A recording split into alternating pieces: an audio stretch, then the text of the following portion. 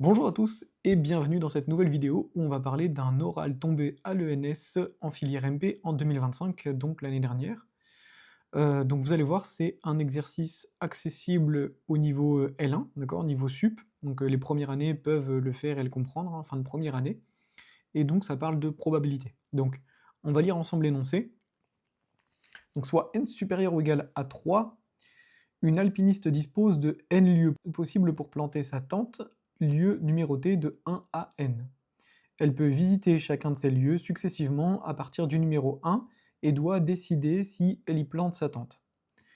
Lorsqu'elle visite le lieu K, elle peut savoir si elle préfère ce lieu à tous les lieux précédemment visités, mais ne sait pas si elle le préfère au lieu non encore visité. Une fois le lieu visité, si l'alpiniste a refusé d'y installer sa tente, elle ne pourra pas revenir sur ce lieu. L'alpiniste a pour objectif de maximiser la probabilité d'avoir choisi celui des n lieux qui a sa préférence parmi les n lieux. Première question, déterminer une stratégie optimale pour l'alpiniste lorsque n est égal à 3. Vous allez voir que déjà cette question, elle pose problème, d'accord? C'est pas forcément évident d'y répondre, hein. Alors ensuite, on fixe k entre 0 et n-1, et donc l'alpiniste suit la stratégie décrite ci-après. Elle visite automatiquement les k plus 1 premiers lieux, et étant donné L qui va dépasser K plus 1, si l'alpiniste visite le kème lieu, alors elle l'écarte si et seulement s'il n'a pas sa préférence parmi tous les lieux déjà visités. Déterminer la probabilité PNK pour que l'alpiniste s'installe sur le lieu de sa préférence parmi les n lieux, donc étant donné cette stratégie. C'est-à-dire qu'elle regarde les k premiers lieux, ça lui donne une certaine idée de la qualité de ces lieux, qu'elle refuse systématiquement, et ensuite elle prend le meilleur lieu qu'elle trouve, qui est meilleur que ceux d'avant. D'accord? Et donc maintenant, question 3, c'est donc au niveau de l'asymptotique. Donc qu'est-ce que ça donne ce problème?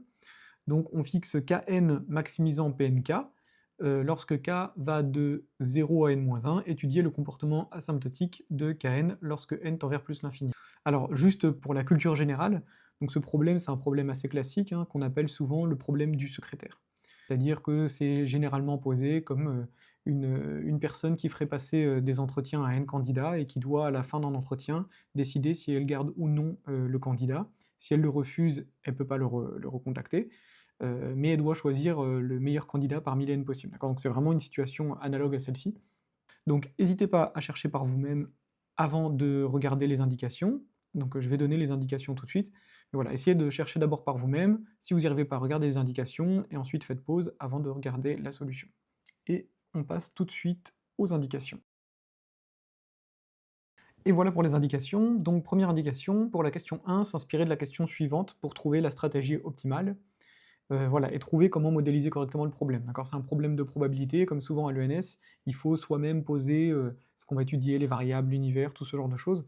Donc, essayez de bien modéliser et essayez de vous inspirer de la question suivante. La question suivante va vous donner un exemple de stratégie optimale. Ensuite, pour la 2, c'est bien de poser une variable aléatoire qui est égale à l'emplacement du meilleur emplacement, d'accord? Et penser formule des probabilités totales. Troisième question, donc là, vous allez voir hein, qu'avec la forme, normalement, PNK dans la question 2, vous allez avoir une forme qui est assez simple, hein. Ça ne va pas être une expression très compliquée. Vous allez voir apparaître des sommes partielles d'une série très très connue, série harmonique, donc pensez au développement asymptotique, d'accord? Et là, ça devrait être assez simple, ok? Donc, n'hésitez pas à réfléchir encore par vous-même si vous avez vu les indications, d'accord? Regardez avec ces indications comment est-ce que ça peut vous aider. Normalement, l'exercice est beaucoup plus simple maintenant. Et on passe tout de suite à la correction. Donc voilà pour la correction pour la question 1.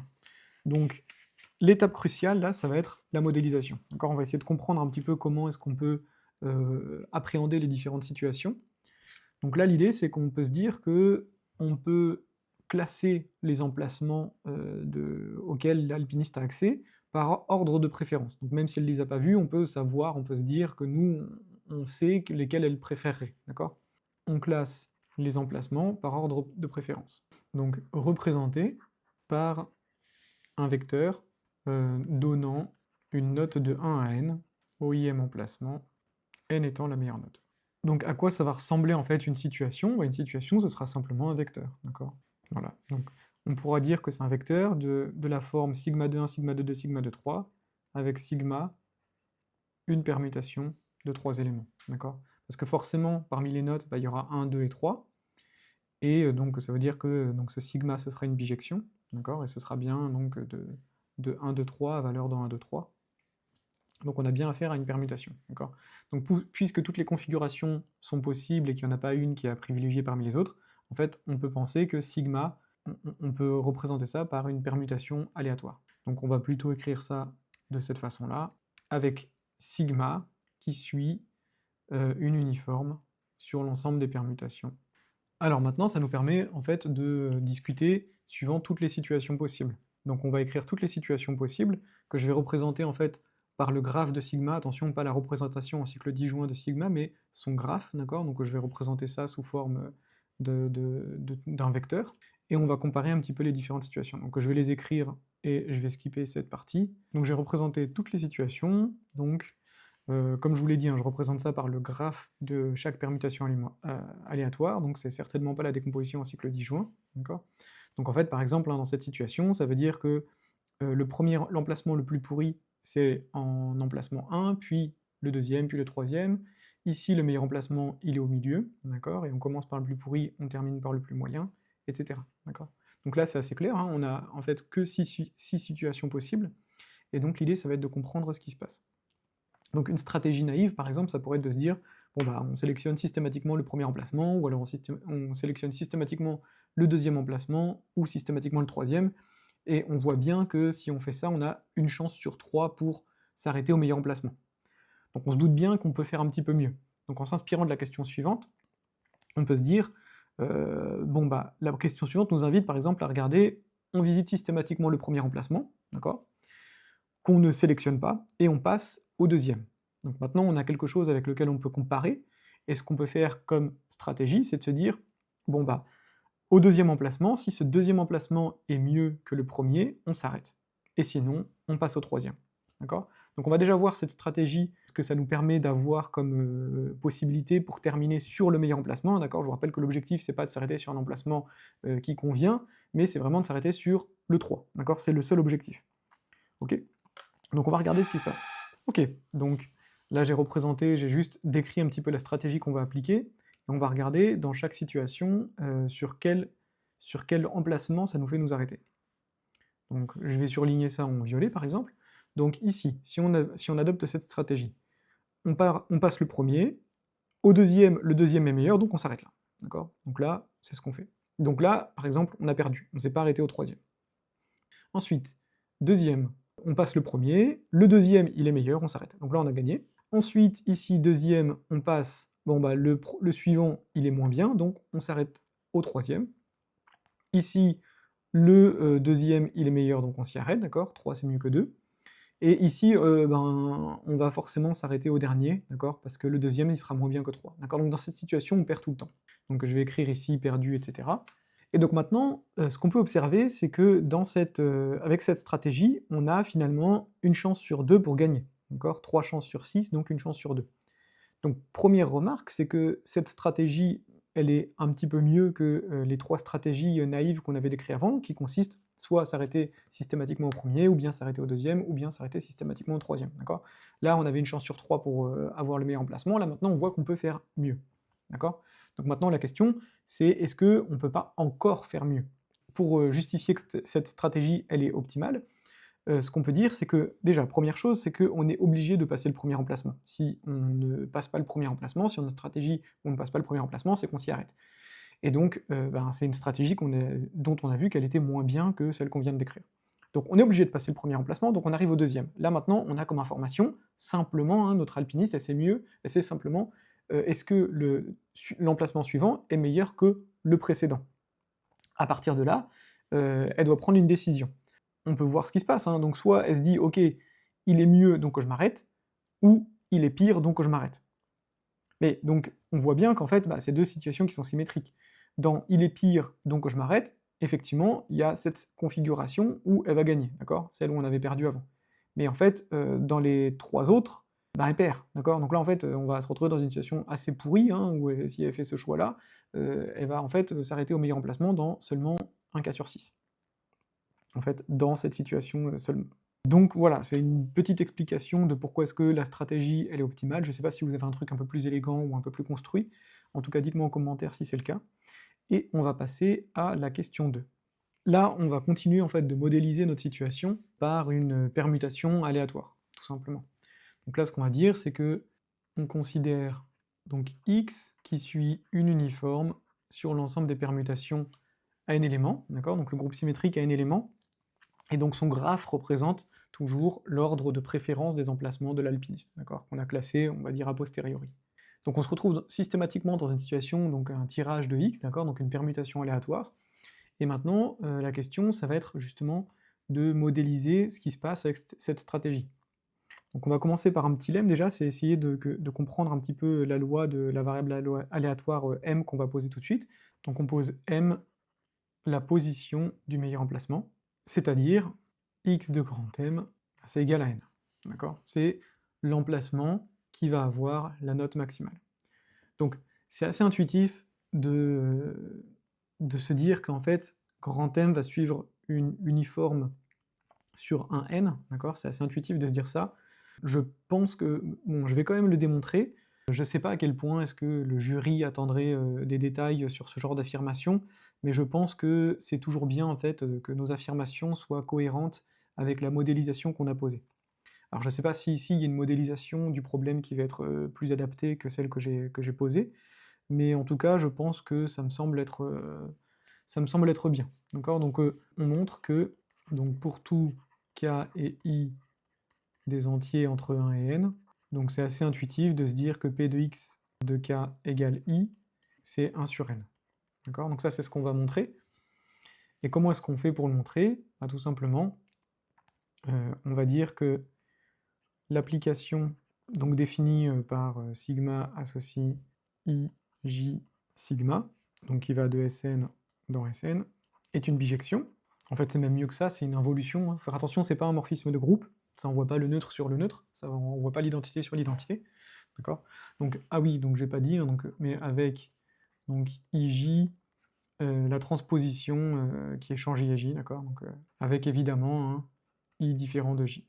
Et donc qu'est-ce que ça nous dit ça? Bah, ça nous dit qu'en fait, si on fait p de x de k égale i, ben ça va nous donner p de ij fois x de k égale ij de i, et donc, bah, puisque c'est une uniforme, ça va pas changer justement, ij fois x, ça va rester en fait une uniforme sur sigma de n, donc en fait ça va nous faire toujours en fait p de x égale k, ça va pas changer, égale j, d'accord? À droite par contre ça change. Et donc maintenant, bon bah puisque x de k égale i, c'est un système complet d'événements, voilà, donc or x de k égale i, donc pour i qui varie entre 1 et n, c'est un système complet d'événements, alors p de x de k égale i, bah en fait ça va être, si on fait n fois ça, ça fait 1, donc c'est égal bien sûr à 1 sur n, d'accord? Et donc on en déduit hein, que donc pour tout k, p de m égale k, là ça va être égal à p de x de m égale x de k, puisque x est une bijection, hein, ça c'est les mêmes événements, d'accord? X c'est une permutation, donc en particulier une bijection, et donc c'est, ben, à droite on a x de k, je vais l'écrire en premier, égale n, et donc ça on a dit que ça vaut 1 sur n. Donc en fait on voit bien ici, on retrouve hein, que m c'est une uniforme. Okay, bon, je suis pas certain que ce soit obligatoire, moi en tout cas, en col j'accepte que ce soit fait de façon un peu plus rapide, que ce soit affirmé, pour que les étudiants ils aillent un peu plus loin. Ok, donc maintenant, pour continuer, ce qu'on va faire tout simplement, c'est qu'on va poser encore une nouvelle variable aléatoire, donc on pose E, l'emplacement auquel s'arrête l'alpiniste, en suivant la stratégie. Et les objectifs, ça va être quoi? Donc maintenant, ce qu'on va faire, c'est objectif. Donc là, ça va être assez classique, hein, c'est souvent qu'on fait des exercices hein, qui vont ressembler à ça. C'est on va le fractionner en quelque chose de plus simple, en se posant certaines conditions supplémentaires, et ensuite on applique la formule des probabilités totales. Calculer, donc pour tout m appartenant à un n, la probabilité que E égale grand M, sachant que grand M égale petit m, d'accord? Donc l'objectif, hein, on gagne quand grand E égale grand M, d'accord? Quand l'alpiniste s'arrête au meilleur emplacement. Donc c'est deux variables aléatoires différentes, mais on va regarder quand est-ce qu'elles sont égales. Mais en fait, hein, ce truc-là, c'est tout simplement P de E égale petit m, sachant grand M égale petit m, tout simplement. D'accord? Donc on va calculer ce truc-là, et ensuite on va conclure grâce à la formule des probabilités totales. Donc pour faire ça, en fait, on va faire deux remarques assez évidentes, hein, maintenant qu'on a bien modélisé le problème. C'est souvent comme ça, hein, une fois qu'on a bien modélisé, le reste, ça coule tout seul. Donc on va poser soit m, donc un entier entre 1 et m, donc entre 1 et n, pardon, qui représente l'emplacement du meilleur emplacement, d'accord? Et donc maintenant on va faire deux remarques. L'événement E égale m, sachant m égale m, est réalisé si et seulement si. Donc première condition, hein, c'est que grand M supérieur à K plus 1. Voilà, donc sinon le meilleur emplacement est parmi les K premiers. D'accord, donc c'est un peu la situation qu'on avait dans la question 1, en fait, quand on commençait par le meilleur emplacement. D'accord, donc ça c'est une situation en fait qui est complètement, enfin, qui est systématiquement défavorable, parce que avec cette stratégie, on va de toute façon passer les K premiers emplacements, quelle que soit leur qualité, parce qu'on s'en sert de vivier pour justement comparer ceux d'après. Et donc là, bon, bah, dans ce cas-là, on est foutu, d'accord? Donc on n'a pas le choix. On doit avoir cette condition qui est réalisée. Et deuxième condition, ça va être le meilleur emplacement parmi les m-1 premiers et parmi les k premiers. Donc pour essayer de bien comprendre ces deux conditions, je vais essayer de faire un tout petit dessin pour que ce soit bien clair pour tout le monde. Voilà, donc j'ai fait des petits dessins pour illustrer un petit peu ces deux conditions, pourquoi est-ce que elles sont nécessaires. Donc on voit bien que si la première condition n'est pas réalisée, donc là c'est le premier dessin que j'ai fait, donc si, c'est-à-dire que le meilleur emplacement, il est parmi les cas qu'on passe systématiquement, et dans ce cas-là, on aura notre standard, ce sera le meilleur emplacement, hein, et on essaiera de faire mieux que le meilleur emplacement. Donc dans cette configuration, en fait, on va systématiquement s'arrêter au dernier emplacement, et donc on va rater le meilleur emplacement. Dans cette situation, on s'arrêtera toujours au dernier qui sera moins bon que le meilleur. Et dans la deuxième configuration, on va dire que les cas premiers emplacements ils sont assez pourris. Si après on trouve quelque chose de mieux, mais que c'est pas le meilleur, et on va s'arrêter au mieux, d'accord? C'est-à-dire qu'on va s'arrêter avant le meilleur. Donc ça, c'est bien deux conditions qui sont nécessaires, d'accord? Et c'est assez clair qu'elles sont suffisantes, hein, d'accord? Si les deux conditions sont réalisées, dans ce cas-là, on voit bien qu'on va passer les cas premiers, le maximum, il y en aura un qui sera bien parmi ces cas premiers, d'accord? On trouvera rien de mieux jusqu'au m et on va s'arrêter au m parce qu'il sera de toute façon mieux que tous, d'accord? Donc là, on voit bien que c'est une condition, enfin, c'est deux conditions qui sont nécessaires et suffisantes, et maintenant, il suffit juste de traduire ça en mathématiques pour voir ce que ça va nous donner. Donc, on en déduit quoi? On en déduit que, on a dit P de E égale M, sachant M égale M, ça va être égal à 0 si M est inférieur ou égal à K, et on va voir P de E égale M, sachant M égale M. Donc là, ça va être simplement la probabilité que le meilleur emplacement parmi les m-1 premiers soit parmi les k premiers, mais ça, on a dit que, donc, comme ça va être la même chose que ce qu'on a dit avant, donc là on va avoir en fait k possibilités pour le meilleur emplacement sur m-1, d'accord? Et maintenant on peut passer au calcul. Donc, d'après la formule des probabilités totales appliquée au système complet d'événements, grand M égale petit m. Donc faut bien, là on va appliquer la formule des probabilités totales conditionnelle, donc pas la version avec le inter, mais conditionnelle, donc il faut en plus préciser que c'est bien des événements qui sont de probabilité non nulle. Donc je vais écrire, on a bien P de m égale m, différent de 0, et là on peut appliquer notre formule des probabilités totales. Donc en fait on va voir P de E égale m, donc ça c'est ce qui nous intéresse, hein, cet événement E égale m, ça représente le fait qu'on choisisse le meilleur emplacement. Ok, donc ça va être la somme pour petit m égale 1 jusqu'à n, donc de P de E, donc là on peut mettre directement comme ça, sachant fois la probabilité de grand M égale petit m, donc ça on a dit que c'est une uniforme, donc ce sera 1 sur n. Donc on va directement sortir le 1 sur n, et ici on a dit que lorsque m est plus petit que k, et ça fait 0, donc on va commencer notre somme à k plus 1. Et donc maintenant on peut remplacer par ce que ça vaut, c'est-à-dire k sur m-1. Donc de la même façon, le k on peut le passer devant, hein, ça dépend pas de petit m, donc ça fait k sur n, somme pour m égale, donc là on peut faire aussi un changement de variable, hein, on va sommer sur les 1 sur m, donc on va aller de k jusqu'à n-1 des 1 sur m, et vous allez voir que là ça va être, on va l'écrire en fait en termes de la série harmonique, on voit que c'est en fait une série harmonique qui est tronquée, donc en fait ça va être, enfin les sommes partielles pardon de série harmonique, donc on voit ici que ça va être, on va aller jusqu'à n-1, mais on va retirer les k-1 premiers éléments. Et donc avec, donc ça va être notre PNK, hein, et donc avec forcément, il faut le définir, donc je vais le définir comme étant HJ, hein, ça va être la somme pour m égale à 1 jusqu'à j des 1 sur m. D'accord? Somme partielle de la série harmonique. Et voilà, on a terminé cette deuxième question. Voilà, donc pour la dernière question, donc maintenant on veut regarder parmi toutes les stratégies qu'on a décrites dans la question précédente, laquelle va être la meilleure, laquelle va maximiser notre probabilité de tomber sur le meilleur emplacement. Donc là, ce qu'on peut se dire, en fait, c'est que on va regarder en fait les PNK, et ce qu'on peut se dire dans l'intuition sur laquelle je suis parti, c'est de me dire qu'en fait, si on prend k égale 1, ou k égale 0, en fait, ben, c'est assez pourri, hein, d'accord? On se doute bien qu'on va avoir une chance très très faible de tomber sur le meilleur emplacement, en fait, qui va tendre vers 0. Et pareil, hein, si on prend k égale n, ou k égale n-1, pardon, dans ce cas-là, ça veut dire qu'on regarde les n-1 premiers, et de toute façon, on s'arrête au nème. Donc pareil, là, on va avoir une chance sur n pour tomber sur le meilleur emplacement, c'est le cas où le dernier emplacement, ce sera le meilleur. Donc c'est-à-dire que Kn, on se doute bien qu'il va se situer vaguement au milieu, d'accord? Ça va être, ça va pas être dans les premiers, ça va pas être non plus dans les derniers, donc en fait, il va se trouver un peu au milieu.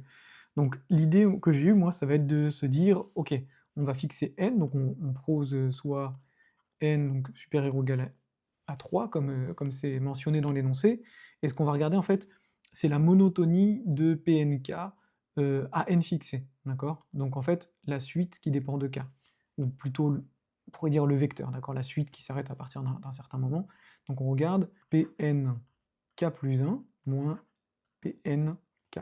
Donc pour k qui va appartenir, donc on a dit à 0 jusqu'à n-2, d'accord? Pour que quand même PNK plus 1 existe.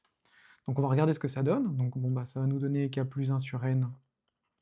Donc là je vais écrire toujours avec des séries harmoniques, donc là ça change pas, c'est hn-1 moins hk moins k sur n, pareil hn-1 moins hk-1. Et on va simplifier un petit peu tout ça, donc déjà on peut regarder ce qui va se passer en k sur n, donc en k sur n, on va avoir hn-1 moins hk, et donc moins hn-1 moins, donc plus hk-1. Et il nous reste aussi bon, bah, le terme parasite, on va dire, en 1 sur n, et donc facteur de hn-1 moins hk. Et on va voir que dans la première parenthèse, il y a pas mal de choses qui se simplifient. Donc déjà, bah, il y a les premiers termes de notre série harmonique, hein, qui vont partir, enfin les n-1 premiers, et ici il va nous rester moins la somme des termes jusqu'au kème, auquel on ajoute jusqu'au k-1ème. Donc en fait, il va nous rester juste moins le dernier de celle-ci. D'accord? Donc ça nous fera juste k sur n, et donc là, par télescopage, hein, il va nous rester fois 1 sur k, et là c'est assez chouette, hein, parce qu'on va voir qu'on va encore pouvoir factoriser par 1 sur n, et donc il va nous rester, en fait on aurait peut-être déjà pu, dès le début, factoriser par 1 sur n, ça aurait peut-être été le mieux, je sais pas. Mais bon, donc ça va nous faire hn-1 moins hk, et si je me trompe pas, pardon, donc là c'est un moins 1. Donc déjà, première remarque, hein, donc là on se rappelle qu'on est à n fixé, c'est k qui bouge. Donc ce qu'on voit, c'est que ce machin-là, hk, donc c'est une somme partielle d'une série à terme positif, donc c'est quelque chose qui va être croissant, d'accord? Donc ce qu'on peut dire dans un premier temps, donc moins hk va être décroissante, donc la suite Pn k plus 1 moins Pn k, d'accord? Donc A qui est indexé par k, est décroissante. Si on regarde ce qui se passe au tout début, donc si on fait Pn1 moins Pn0, donc ce truc-là, ça va nous faire en fait Hn-1 moins 1 sur n. On se rappelle que dans Hn-1, le premier terme il vaut 1, donc en fait ce truc-là c'est strictement positif, d'accord? Ce sera 1 plus 1 demi plus on s'en fiche, d'accord? Et si on regarde maintenant ce qui se passe à la toute fin, donc on a dit pour k qui va valoir n-2, donc on va voir ce truc-là, moins P n n-2. Voilà, donc on a dit, ça c'est pour k égale n-2. Donc là, il va nous rester donc 1 sur n, facteur.